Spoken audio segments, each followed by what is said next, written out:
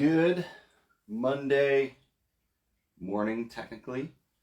Time of this recording for another Facebook Live. We're going to talk about some swim tips.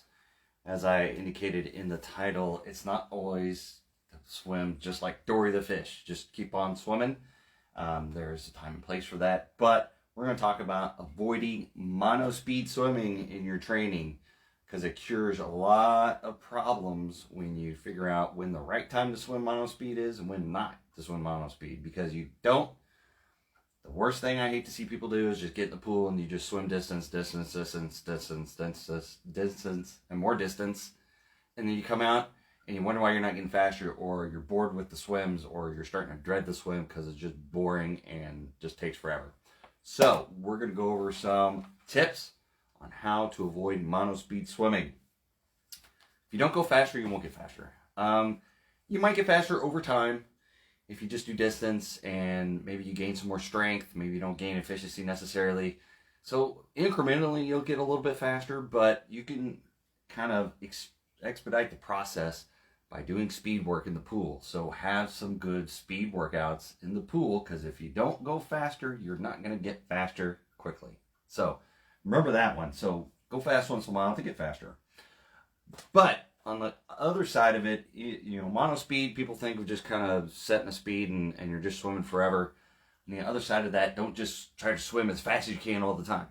Don't just go out there and, you know, do 200s, 300s, 500s or whatever and just try to swim as fast as possible and then be gassed and then try to finish the rest and get gassed.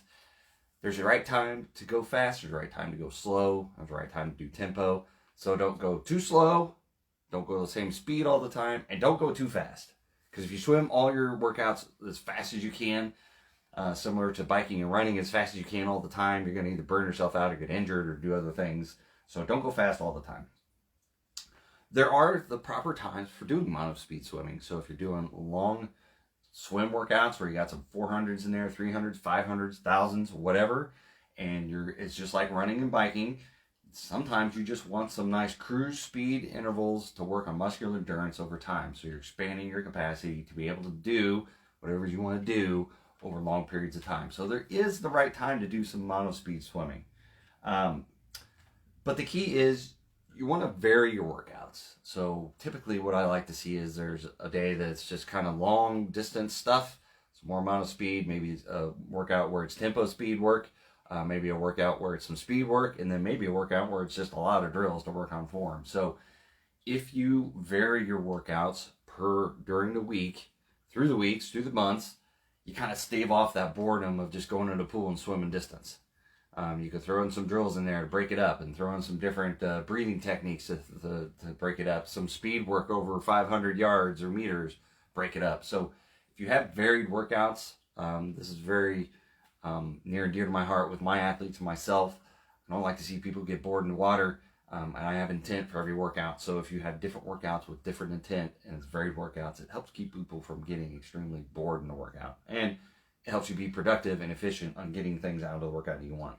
So that was one of my other tips. If you're bored, see that previous point. If you're bored with swimming, change up the workouts. Get structured workouts. I have plenty of structured workouts everywhere. I've got my training plans, my athletes.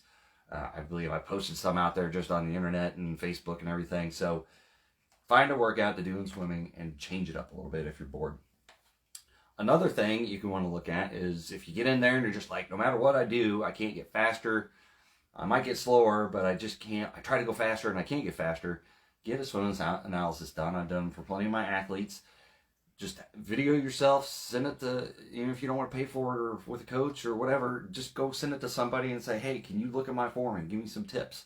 You know, it could be as easy as, you know, make sure your hands are both out front before you start the next stroke. So you always, as long as you can be on the water, or, you know, look down at the bottom of the pool so you don't look head up and you're dragging your rear into the pool.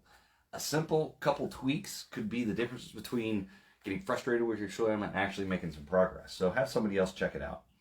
The purpose behind structured workouts is muscle confusion.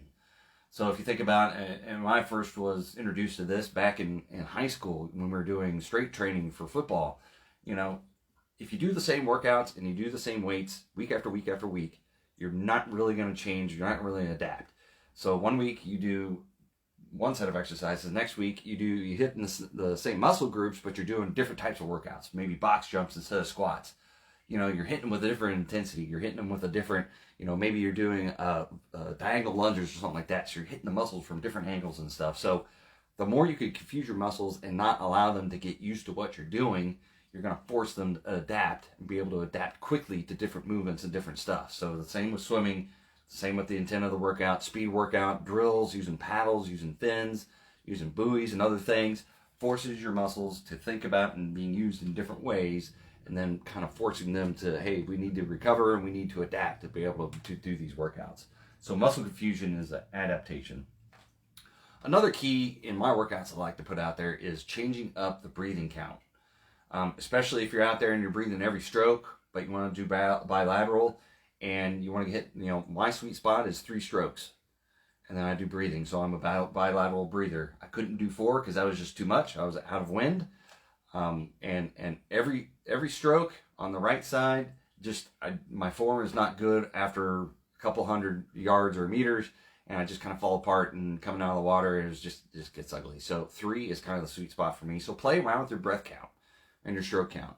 So maybe you're breathing every 2 or every 3, or change it up. I have workouts where I'm doing laddered breathing, so we get up to 4 strokes or 7 strokes per breath. So go out there, play with the breath count, and just do different things.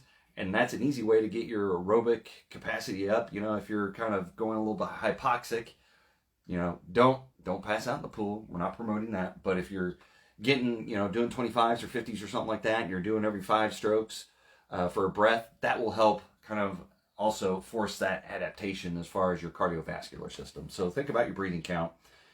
And, you know, I want to leave you with this thought. Mono speed for every workout is not what you want to do. But mono speed every other couple workouts when you're doing long distance, like I said, it's just like the long run, the long bike. It's just going out there, it's hitting zone 2, putting it on cruise control, and just finding that easy, even keel space to where you're working the aerobic system. You're getting that good, strong aerobic base, and you're working on muscular endurance to do that over distance and time. So there is a right time to do mono speed, but it's not every time. So hopefully these tips kind of help you out and make swimming a little bit more interesting for you. Like I said, I've done plenty of different workouts, and every plane I do has different setups for the workouts for swims during the week. So it could be drills, it could be tempo, it could be speed, it could be long distance, it could be aerobic. I break it up and make sure that you're not getting bored and you're not repeating workouts even every other week. You know, you're not doing the same long distance workout every week. You're not doing the same speed workout every week. You're not doing the same tempo. You got to keep it mixed up. You got to keep it different, especially if we want to adapt and get better, and, you know, make sure that form is good. So analysis. So hopefully that helped you out. With that, I want to wrap it up, and I'm going to go swimming myself and get my swim on while I can. So hopefully you guys are having success finding open pools and getting out there, getting your training done, and we'll see you out on race day.